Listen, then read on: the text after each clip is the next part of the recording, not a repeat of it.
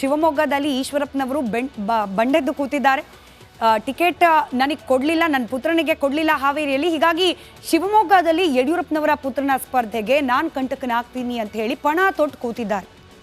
ಈ ಸಂದರ್ಭದಲ್ಲಿ ಯಡಿಯೂರಪ್ಪನವರು ಹಾಗೆ ಅವರ ಪುತ್ರರ ವಿರುದ್ಧವಾಗಿ ಘಂಟಾಘೋಷವಾಗಿ ಹೇಳಿಕೆಗಳನ್ನು ನೀಡ್ತಿರುವ ಈಶ್ವರಪ್ಪನವರ ವಿರುದ್ಧವಾಗಿ ಇವತ್ತು ಬಿಜೆಪಿ ಅಭ್ಯರ್ಥಿ ಹಾಲಿ ಸಂಸದ ರಾಘವೇಂದ್ರ ಅವರು ಕೂಡ ಕಿಡಿಕಾರಿದ್ದಾರೆ. ಹಿಂದುತ್ವದ ಬಗ್ಗೆ ಈಶ್ವರಪ್ಪ ಅವರಿಂದ ನಮ್ಮ ಕುಟುಂಬ ಪಾಠ ಕಲಿಯುವ ಅವಶ್ಯಕತೆ ಇಲ್ಲ, ಯಡಿಯೂರಪ್ಪ ಕುಟುಂಬದ ಬಗ್ಗೆ ಮಾತನಾಡುವ ಹಕ್ಕು ಈಶ್ವರಪ್ಪ ಅವರಿಗೆ ಇಲ್ಲ ಅಂತ ಶಿವಮೊಗ್ಗ ಬಿಜೆಪಿ ಅಭ್ಯರ್ಥಿ BY ರಾಘವೇಂದ್ರ ಕಿಡಿಕಾರಿದ್ದಾರೆ. ಮೊನ್ನೆವರೆಗೂ ಈಶ್ವರಪ್ಪ ಬಿಜೆಪಿ ಪರ ಮಾತನಾಡ್ತಿದ್ರು, ಕಾಂತೇಶ್ಗೆ ಟಿಕೆಟ್ ಸಿಕ್ಕಿಲ್ಲ ಅಂತ ಈಗ ಬಿಜೆಪಿ ವಿರುದ್ಧವಾಗೇ ಮಾತನಾಡ್ತಾ ಇದ್ದಾರೆ ಅಂತ ತಮ್ಮ ಅಸಮಾಧಾನ, ಆಕ್ರೋಶ ಎಲ್ಲವನ್ನ ಕೂಡ ಮಾಧ್ಯಮಗಳ ಕ್ಯಾಮೆರಾ ಮುಂದೆ ವ್ಯಕ್ತಪಡಿಸಿದ್ರು BY ರಾಘವೇಂದ್ರ. ಅವರ ಮಾತು ನಿಮ್ಮ ಮುಂದೆ. ಯಡಿಯೂರಪ್ಪನವರ ಕುಟುಂಬ ಸ್ವಾರ್ಥಿಗಳು ಅಂತ ಹೇಳುವಂತದನ್ನು ಹೇಳಿದ್ದಾರೆ.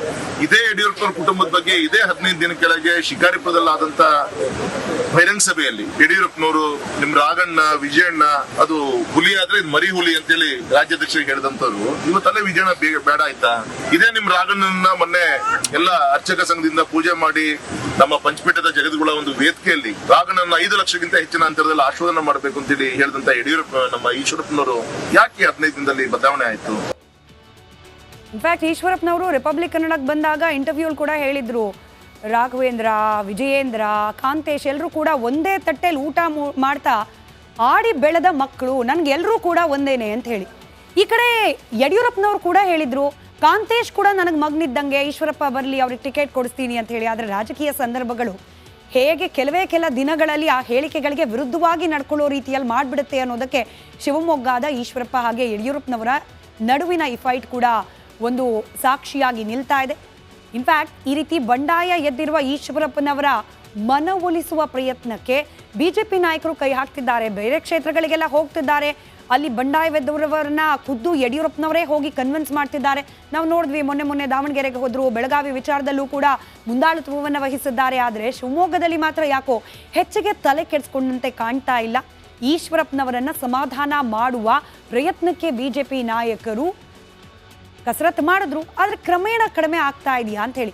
ಯಾಕೆ ಎಷ್ಟೇ ಪ್ರಯತ್ನ ಪಟ್ಟರೂ ಕೂಡ, ಯಾರೇ ಮಾತನಾಡಿದ್ರೂ ಕೂಡ ಯಾರ ಮಾತನ್ನು ಕೇಳಿ ತಮ್ಮ ಆಕ್ರೋಶವನ್ನು ಕಡಿಮೆ ಮಾಡಿಕೊಳ್ಳೋ ಪ್ರಯತ್ನವನ್ನು ಮಾಡ್ತಾ ಇಲ್ಲ ಈಶ್ವರಪ್ಪನವರು. ಈಶ್ವರಪ್ಪ ಬಂಡಾಯದಿಂದ ಖುದ್ದು ಕೇಂದ್ರ ಗೃಹ ಸಚಿವರು ಹಾಗೆ ಬಿಜೆಪಿಯ ವರಿಷ್ಠ ನಾಯಕರು ಆಗಿರುವ ಅಮಿತ್ ಶಾ ಅವರನ್ನೇ ಬೇಸತ್ತು ಹೋಗಿದ್ದಾರಂತೆ. ಅವರ ಬಗ್ಗೆ ಹೆಚ್ಚಿಗೆ ತಲೆ ಕೆಡಿಸ್ಕೊಳ್ಬೇಡಿ ಅಂತ ಹೇಳಿ ರಾಜ್ಯ ಬಿಜೆಪಿ ನಾಯಕರುಗಳಿಗೆ ಅಮಿತ್ ಶಾ ಒಂದು ಸೂಚನೆಯನ್ನ ರವಾನೆ ಮಾಡಿದ್ದಾರೆ. ರಾಜ್ಯಸಭೆಗೆ ಈಶ್ವರಪ್ಪನವರ ಹೆಸರನ್ನ ಶಿಫಾರಸ್ ಮಾಡಿ ಕಳಿಸಿದ್ರು ರಾಜ್ಯದ ನಾಯಕರು. ಹಾಗಾದ್ರೂ ಈಶ್ವರಪ್ಪನವರು ಕನ್ವಿನ್ಸ್ ಆಗಲಿ ಅನ್ನೋ ಕಾರಣಕ್ಕೆ ಈ ವಿಚಾರ ಯಾವಾಗ ಅಮಿತ್ ಶಾ ಅವರ ಗಮನಕ್ಕೆ ಬಂತೋ, ಈ ಪ್ರಸ್ತಾಪ ಎಲ್ಲ ಇವಾಗ ಬೇಡ, ಸದ್ಯಕ್ಕೆ ಈಶ್ವರಪ್ಪನ ವಿಚಾರದಲ್ಲಿ ಯಾರು ಏನೂ ನಿರ್ಧಾರಕ್ಕೆ ಬರಬೇಡಿ, ಯಾವುದೇ ಪ್ರಯತ್ನ ಮಾಡಬೇಡಿ ಅಂತ ಹೇಳಿ ಅಮಿತ್ ಶಾ ಕಡ್ಡಿ ತುಂಡು ಮಾಡದಂತೆ ಹೇಳಿದ್ದಾರೆ ಅನ್ನೋದು ಸೋರ್ಸ್ಗಳ ಮೂಲಕ ಲಭ್ಯವಾಗ್ತಾ ಇರುವ ಮಾಹಿತಿ.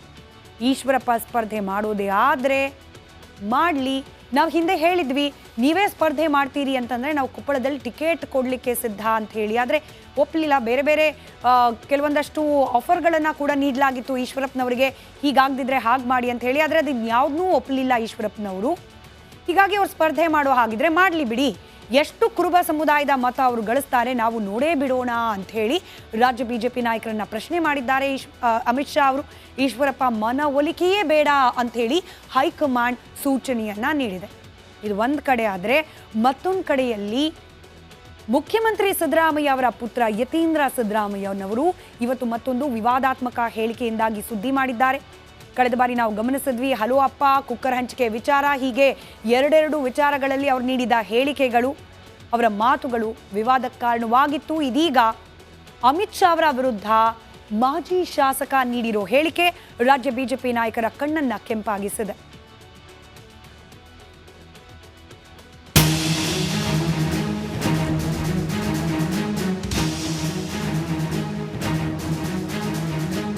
ಅಮಿತ್ ಶಾ ಓರ್ವ ಗೂಂಡಾ ರೌಡಿ ಎಂದು ಯತೀಂದ್ರ ಸಿದ್ದರಾಮಯ್ಯ ವಿವಾದಾತ್ಮಕ ಹೇಳಿಕೆಯನ್ನ ನೀಡಿದ್ದಾರೆ.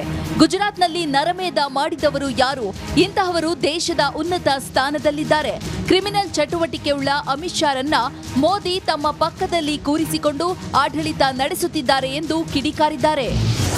ಏನು ಕೇಂದ್ರ ಸರ್ಕಾರದಲ್ಲಿ ಹೋಮ್ ಮಿನಿಸ್ಟರ್ ಆಗಿರಲ್ಲ ಅಮಿತ್ ಶಾ ಅವರೊಬ್ಬರು ಗೂಂಡಾ ರೌಡಿ. ಗುಜರಾತ್ನಲ್ಲಿ ಕೊಲೆ ಆಪಾದನೆ ಕೂಡ ಗಡಿಪಾರ್ ಕೂಡ ಆಗಿದೆ.